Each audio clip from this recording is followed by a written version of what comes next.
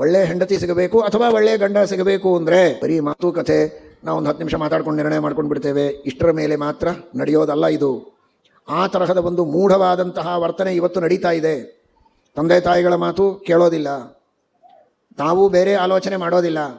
ತಮ್ಮ ತಲೆಗೆ ಬಂದ 4-6 ಮಾತುಗಳಿಗೆ ಯಾರು ಹೊಂದಿಕೊಳ್ತಾರೋ ಒಪ್ಪಿಕೊಳ್ತಾರೋ ಅವರು ತನ್ನ ಸಂಗಾತಿಯಾಗಬೇಕು, ತಾವು ಭಾರಿ ಬುದ್ಧಿವಂತರು ಅನ್ನುವ ದೃಷ್ಟಿಯಲ್ಲಿ ಅದನ್ನು ಆರಿಸಿಕೊಂಡು ಹೋಗ್ತಾ ಇದ್ದಾರೆ. 4 ದಿನಕ್ಕೆ ವಿಚ್ಛೇದನ ಮಾಡಿಕೊಂಡು ದುಃಖ ಪಡುವವರಿದ್ದಾರೆ. ಆ ತಪ್ಪು ದಾರಿಯನ್ನು ತುಳಿಯಬೇಡಿ. ಅತ್ಯಂತ ಭಕ್ತಿ ಶ್ರದ್ಧೆಗಳಿಂದ ಶ್ರೀಮದ್ ಭಾಗವತವನ್ನು ಇಲ್ಲಿ ಹತ್ತಿರದಲ್ಲಿದ್ದು ದೂರದಲ್ಲಿದ್ದ ಕೇಳುವವರ ಸಂಬಂಧಿಕರೆಲ್ಲರೂ ಎಚ್ಚರದಿಂದ ತಿಳಿಯಿರಿ. ಹಿರಿಯರು ದೊಡ್ಡವರು ಆಲೋಚನೆಯನ್ನು ಮಾಡಿ ಹೇಳಿದ್ದನ್ನು ಜ್ಯೋತಿಷ್ಯ ಶಾಸ್ತ್ರದ ಆಧಾರದ ಮೇಲೆ ಬಹಳ ದೊಡ್ಡದಾದಂತಹ ಶಾಸ್ತ್ರವನ್ನು ನಮ್ಮ ಋಷಿಗಳು ಮುನಿಗಳು ನಮಗೆ ನೀಡಿದ್ದಾರೆ. ಪರಂಪರೆಯಾಗಿ ವೈದಿಕ ಶಾಸ್ತ್ರ ಅದು.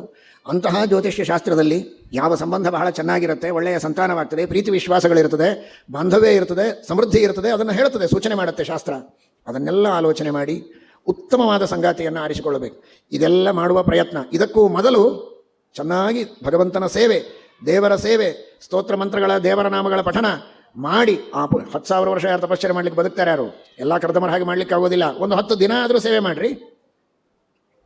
ಗುರುಗಳ ಪ್ರದಕ್ಷಿಣೆ ನಮಸ್ಕಾರ ಸೇವೆ ಮಾಡಿ ಒಳ್ಳೆ ಧರ್ಮ ಅರ್ಥ ಕಾಮ ಮೋಕ್ಷ ಎಲ್ಲದಕ್ಕೂ ಅನುಕೂಲರಾದ ಸಂಗಾತಿ, ಗಂಡ ಅಥವಾ ಹೆಂಡತಿ ಯಾರೇ ಸಿಗಬೇಕಾದರೂ ಧರ್ಮಕ್ಕೂ ಅರ್ಥ ಕಾಮ ಮೋಕ್ಷ ಎಲ್ಲದಕ್ಕೂ ಅನುಕೂಲರಾದವರು ಅಂಥವರು ಸಿಗಬೇಕು ಅಂತ ಪ್ರದಕ್ಷಿಣೆ ನಮಸ್ಕಾರ, ಜಪ ಪಾರಾಯಣ, ದಾನ ಧರ್ಮ ಸೇವೆ ಮಾಡಿ ಪುಣ್ಯ ಗಳಿಸಿ ಆಮೇಲೆ ಮದುವೆ ಮಾಡಿಕೊಳ್ಳೋದಕ್ಕೆ ಮುಂದಾಗಿ ಎಲ್ಲ ಯುವಕ ಯುವತಿಯರು ಕೂಡ. ಅದರಿಂದ ಸಾಕಷ್ಟು ಸಂತೋಷದ, ಧರ್ಮದ, ಉನ್ನತ ಮಟ್ಟದ, ಪರೋಪಕಾರದ, ನ್ಯಾಯಯುತವಾದಂತಹ, ಸಮಾಧಾನಯುತವಾದ, ಇನ್ನೊಬ್ಬರಿಗೂ ಸಮಾಧಾನ ತರುವ, ತಂದೆ ತಾಯಿಗಳು ಅತ್ತೆ ಮಾವಂದಿರಿಗೂ ಆನಂದವನ್ನು ನೀಡುವ, ಮಕ್ಕಳಿಗೂ ಉತ್ತಮ ಸಂಸ್ಕಾರದ ಪ್ರದಾನವನ್ನು ಮಾಡುವಂತಹ ಭವ್ಯವಾದ ಭವಿತವ್ಯವನ್ನು ನಮ್ಮ ದೇಶಕ್ಕೆ ನೀಡುವ ಕುಟುಂಬಗಳು ನಮ್ಮ ಸಮಾಜದಲ್ಲಿ ಬರುವುದಕ್ಕೆ ಸಾಧ್ಯ ಇದೆ.